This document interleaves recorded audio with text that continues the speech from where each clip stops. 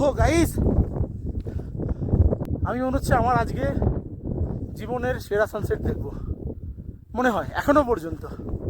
আমরা এখন আছি দোবাটো থেকে, আমরা যাচ্ছি মুলদে ভিউ পয়েন্ট।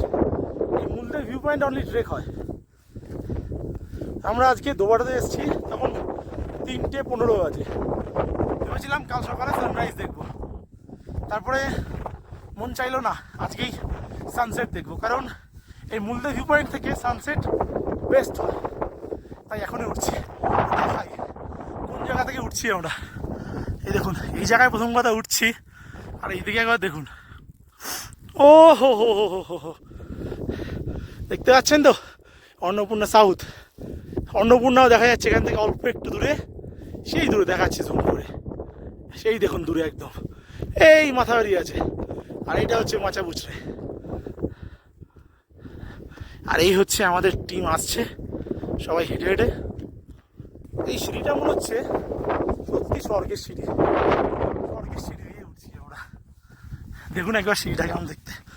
উঠে গেছে আগে আমার বন্ধু এক বাসু, উঠলেই পাগল হয়ে যাবো।